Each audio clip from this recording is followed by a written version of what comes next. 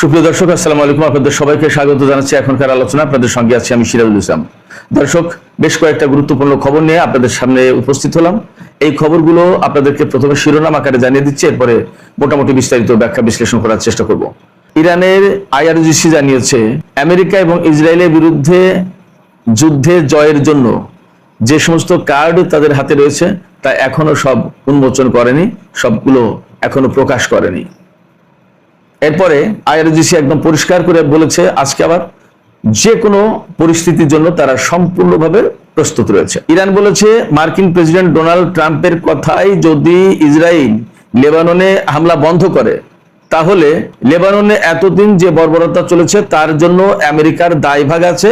অর্থাৎ আমেরিকার ইঙ্গিতে এতদিন ইসরায়েল এই বর্বরতা চালিয়েছে। ইয়েমেনের হুতি আনসারুল্লাহ বলেছে যে লেবাননে যদি ইসরায়েল পূর্ণাঙ্গ সংঘর্ষে যায় তাহলে তার জবাব দেওয়ার জন্য ইয়েমেন প্রস্তুত রয়েছে। এপাশে ট্রাম্প ওমানকে চাপ দিচ্ছে যাতে তারা নিরপেক্ষ অবস্থায় থাকে, ইরানের পক্ষে না যায়। এদিকে লেবাননে নতুন করে ইসরায়েলি হামলায় অন্তত 8 জন নিহত হয়েছে বলে খবর পাওয়া গেছে।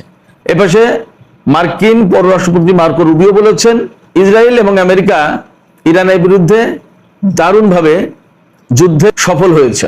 দর্শক, এই ছিল এখনকার মূল খবর। এই খবরগুলো নিয়ে চলুন আমরা একটু বিস্তারিত বিশ্লেষণ করার চেষ্টা করি। সুপ্রিয় দর্শক, আমরা এতক্ষণ শিরোনামগুলো তুলে ধরলাম, এবার চলুন বিস্তারিত আলোচনা যায়। সর্বপ্রথম ইরানের আইআরজিসি বলেছে যে কোনো পরিস্থিতির জন্য তারা প্রস্তুত রয়েছে। তার মানে হচ্ছে যে আমেরিকা এবং ইসরায়েল কিন্তু ইরানের বিরুদ্ধে যুদ্ধ করার জন্য তারা পায়তারা চালাচ্ছেন। তারা বারবার চেষ্টা করছে যেভাবে হোক ইরানের বিরুদ্ধে একটা যুদ্ধ তাদের করা লাগবে। এই যুদ্ধ করার জন্য তারা কিন্তু একবার আগাচ্ছে, একবার পিছাচ্ছে, একবার পরিকল্পনা নিচ্ছে, আবার ইরানের প্রস্তুতি দেখে তারা কিন্তু পিছিয়ে যাচ্ছে। বাট ফ্যাক্ট হচ্ছে তারা ইরানের বিরুদ্ধে যুদ্ধ করতে চায়, কারণ যে সংকটে পড়েছে ইরানের সাথে যুদ্ধ করতে এসে, যুদ্ধের ভেতর দিয়ে যদি তারা ইরানকে পরাজিত করতে না পারে তাহলে তাদের সেই ভাব মর্যাদা, তাদের যে অবস্থান, প্রভাব প্রতিপত্তি, এটা কোনো কিছু আর উদ্ধার হয় না। একদম ডুবে গেছে তো ডুবেই থাকবে। এটাই আমেরিকা ইসরায়েল এটা খুব ভালো করে জানে, যার কারণে তারা যে কোনো ভাবেই হোক তারা কিন্তু যুদ্ধ চাচ্ছে।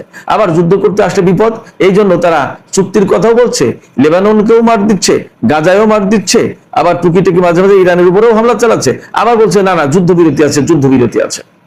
মানে খুবই চালাক চতুরতার সাথে এই কাজগুলো করছে যাতে ইরান পুরো দস্তুর যুদ্ধ না শুরু করে, এগুলোকে মার না দেওয়া শুরু করে, আবার এটাও যাতে না বোঝে যে যুদ্ধবিরতি তো নেই, তাহলে শুরু করুন। তারা চূড়াগুপ্ত হামলা চালাচ্ছে, ছোটখাটো হামলা চালাচ্ছে, আবার বলছে না যুদ্ধবিরতি ঠিক আছে। এর ভিতরে কিন্তু তারা ইরানের প্রস্তুতিটা, ইরানের মন মানসিকতা, ইরানের অবস্থানটা জানার বোঝার চেষ্টা করছে। এগুলো কিন্তু চালাকি। যাই হোক, সেই কারণে ইরানের আইআরজিসি বলেছে যেটা পরিস্থিতি যাই হোক না কেন তারা যে কোনো পরিস্থিতি মোকাবেলার জন্য প্রস্তুত রয়েছে।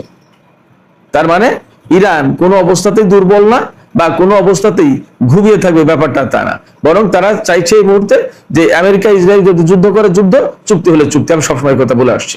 এপাশে ইরানের পক্ষ থেকে বলা হয়েছে যে এখনো ইরানের হাতে যে সমস্ত এই গেম বিজয়ের জন্য যে সমস্ত কার্ড লাগে, কার্ড মানে তাস খেলাকে কার্ড বলে না, কার্ড খেলা বলে, এই তাস, এই কার্ড যেগুলো আছে তার হাতে, যুদ্ধ বিজয়ের জন্য এমন কিছু কার্ড আছে ইরানের হাতে যে কার্ডগুলো এখনো উন্মোচন করা হয়নি, প্রকাশ আনা হয়নি, মানুষ দেখেনি, কাউকে দেখানো হয়নি। ইরান এটা পরিষ্কার করে বলছে। কেন বলছে? ওই যে একটু আগেই বললাম, আমেরিকা এবং ইসরায়েল যেহেতু ইরানের বিরুদ্ধে হামলা চালাতে চায়, ইরানের বিরুদ্ধে যুদ্ধ করে ইরানকে পরাজিত করে বিশ্ববাসীকে দেখাতে চায় যে এখানে ইরান পরাজিত, আমেরিকা এবং ইসরায়েল বিজয়ী, এটা দেখাতে চায়। এই কারণে তারা ইরানের উপর হামলার ছক কষছে এবং ফাঁদে ফেলানোর চেষ্টা করছে, সাথে সাথে পরিকল্পনা করছে কিভাবে কোন ফাঁক ফোকর দিয়ে ঢুকে হামলাটা করা যায়। তো এই জায়গায় ইরান বলছে যে যদি আমেরিকা ইসরায়েল নতুন করে হামলা চালানোর চেষ্টা করে এবং যদি ইরানের বিরুদ্ধে যুদ্ধ করতে আসে তাহলে তারা এমন পরিস্থিতির মুখোমুখি হবে যেটা এর আগে কখনো তারা দেখেনি, শোনেনি, ভাবেওনি। একদম বিস্মিত তো হবেই।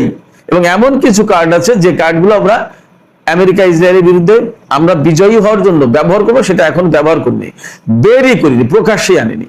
সেক্ষেত্রে ইরানের প্রস্তুতি, ইরানের শক্ত অবস্থান মোটামুটি আমাদের সামনে একদম ক্লিয়ার হয়।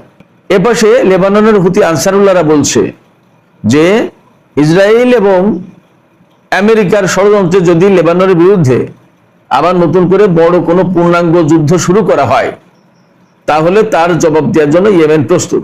অর্থাৎ আমরা কিন্তু একসময় জানি গাজায় যখন ইসরায়েল প্রচন্ড রকমের হামলা চালাচ্ছিল তখন ইয়েমেন কিন্তু গাজার পক্ষে অবস্থান নিয়েছিল এবং দীর্ঘদিন ধরে ইসরায়েলের বিরুদ্ধে ক্ষেপণাস্ত্র ছুড়েছে।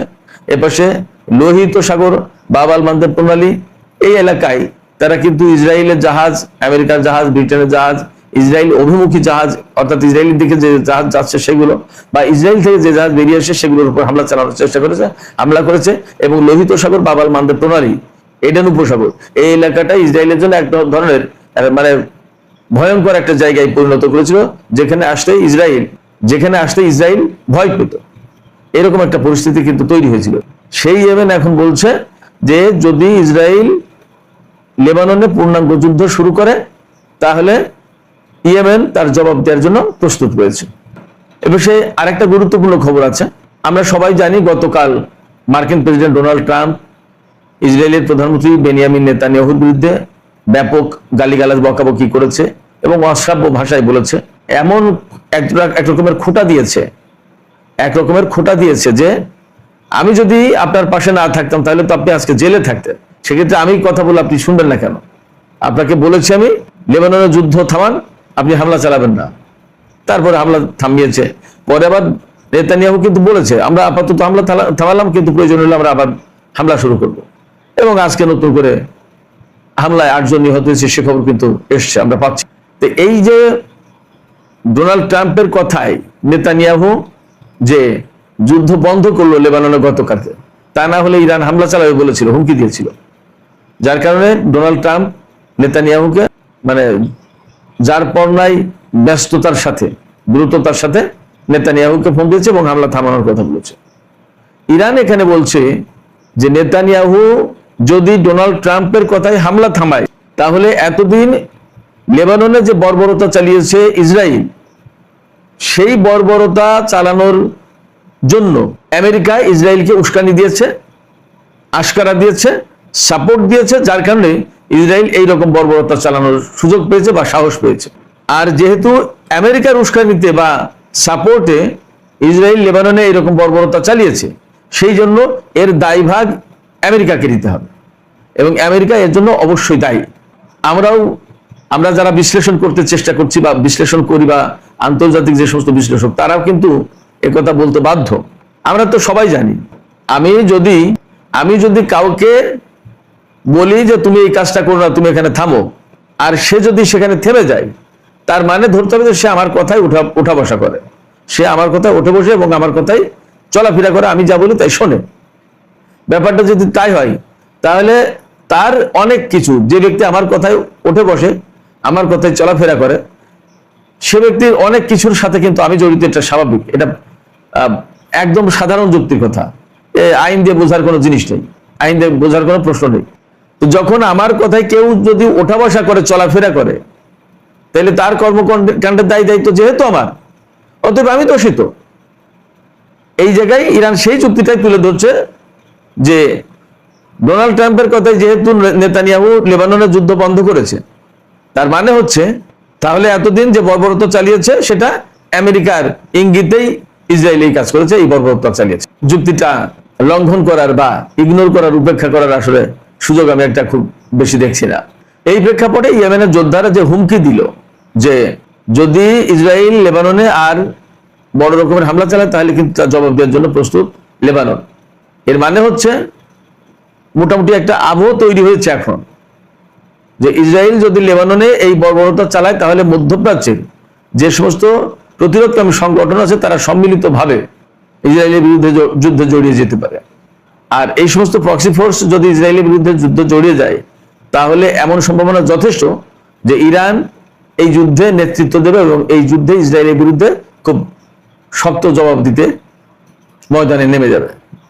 সেক্ষেত্রে মোটামুটি এই পরিস্থিতিতে ইরানের পক্ষ থেকে যে বলা হয়েছে যে আমরা যে কোনো পরিস্থিতির জন্য প্রস্তুত, ইয়েমেনের পক্ষ থেকে বলা হলো ইসরায়েলকে জবাব দেওয়ার জন্য তারা প্রস্তুত, আর লেবাননের যোদ্ধারা তো জবাব দিচ্ছেই, এ পাশে থাকলে ইরাকের যোদ্ধারা এবং সিরিয়ার কিছু গোষ্ঠী। তো এই প্রেক্ষাপটে আমার কাছে মনে হচ্ছে যে মধ্যপ্রাচ্যে এই টোটাল প্রক্সি ফোর্স এবং ইরান বা আদার যারা আছে, এরা টোটাল মিলিয়ে একটা প্ল্যাটফর্মে এসে সম্ভবত ইসরায়েলের বিরুদ্ধে লড়াই করার কথা ভাবছে। কারণ এটা খুব পরিষ্কার যে ইসরায়েল একটা একটা করে কিন্তু একদম দুর্বল করে পঙ্গু করে দিচ্ছে।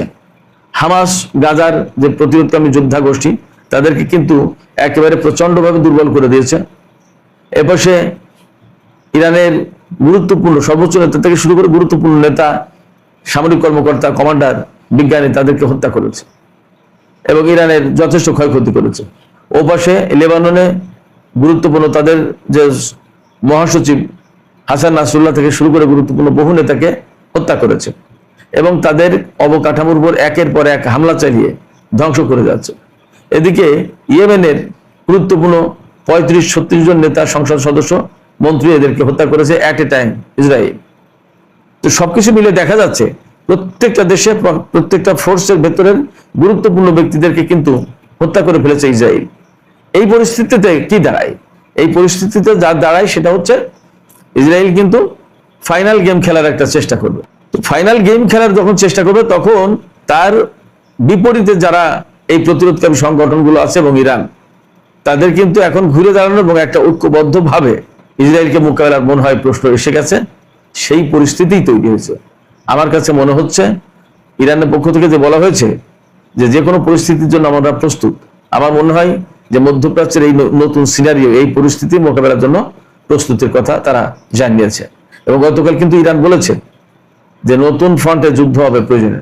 সেই নতুন ফ্রন্ট হচ্ছে সরাসরি ইসরায়েল আপাতত মধ্যপ্রাচ্যে এবং হরমুজ প্রণালী, আমেরিকার সাথে যে যুদ্ধ পারস্য উপসাগর বা আরব দেশগুলোতে, এইটা না, সরাসরি ইরান, ইসরায়েল এবং আঞ্চলিক প্রক্সি ফোর্স গুলো। সেক্ষেত্রে আমরা মনেই করতে পারি যে এই মুহূর্তে মধ্যপ্রাচ্য এমন একটা নাজুক পরিস্থিতির উপরে দাঁড়িয়ে যেখান থেকে যে কোনো একটা ঘটনা ঘটে যেতে পারে। সেটা হতে পারে এই ইরান এবং তার পক্ষের যে শক্তি আছে তাদের পক্ষে চলে আসতে পারে পরিস্থিতি। আবার যদি তাদের কোনো দুর্বলতা, ফাঁক ফোকর, ভুল ভ্রান্তি হয়, তাহলে আমেরিকা এবং ইসরায়েলের পক্ষে পরিস্থিতি চলে যেতে পারে। তবে আপাতত যে অবস্থা, তাতে মোটামুটি বোঝা যায় যে ইরান এখনো আপার হ্যান্ডে আছে। ইরানের হাতে এখনো মানে বিজয়ের কেতন, একথা মোটামুটি ভাবে বলা যায়। কারণ এখনো ইসরায়েল বা আমেরিকা যুদ্ধের যে হালচাল, তাতে ইরানকে হারাতে পারেনি, বরং তারা চাপে। এই চাপের ভেতর দিয়ে আমি আগেই বলেছি, এই চাপ মুক্ত হয়ে আমেরিকা এবং ইসরায়েল পরিস্থিতি উল্টে দেওয়ার চেষ্টা করছে, যাতে তারা নিজেদেরকে বিজয়ী ফোর্স হিসেবে সারা বিশ্বের কাছে তুলে ধরতে পারে। এবং এই জায়গায় ইরানের পক্ষ থেকে বিশেষভাবে আমার মনে হয় যে সতর্ক থাকা দরকার, বা তারা হয়তো সতর্ক আছে। বিশ্লেষণ করলে যা পাওয়া যায় তাতে আমি বলবো যে আমেরিকা, ইসরায়েল একটু হামলা, একটু চুক্তির কথা, একটু আলোচনার কথা, আবার হামলা, আবার বলে যে যুদ্ধবিরতি বহাল আছে। এই জায়গায় ইরানকে যথেষ্ট বুদ্ধিমত্তার পরিচয় দিতে হবে এবং এখানে আসলে তারা কি করতে চাইছে এটা বোঝার চেষ্টা করতে হবে। ইসরায়েল, আমেরিকা তো তারা তাদের মতো করে তাদের দিক ঠিক রাখার চেষ্টা করছে। এখন ইরানকে তার দিক ঠিক রাখার চেষ্টা করতে হবে, তা না হলে কিন্তু তারা পিছিয়ে যাবে। মার্কো রুবিও, আমি এই প্রসঙ্গে বলি, মার্কিন পররাষ্ট্রমন্ত্রী মার্কো রুবিও তিনি একটা বক্তব্য দিয়েছেন। তিনি বলেছেন ইরানের বিরুদ্ধে আমেরিকা এবং ইসরায়েলের যুদ্ধ খুবই সফল ছিল। বলেন সারা বিশ্ব জানে আমেরিকা এবং ইসরায়েল ব্যর্থ হয়েছে, ইরানকে হারাতে পারেনি। আর সেই জায়গায় মার্কো রুবিও এতদিন পরে এসে বলছে যে ইরানের বিরুদ্ধে ইসরায়েল এবং আমেরিকার যুদ্ধ খুব সফল ছিল। আসলে তারা এই সফলতাটাই প্রচার করতে চাইছে, তারা এই সফলতাটা দেখাতে চায়, কিন্তু দেখানোর কোনো পরিবেশ তৈরি করতে পারছে না। এইরকম একটা পরিবেশ তৈরি করতে চায়।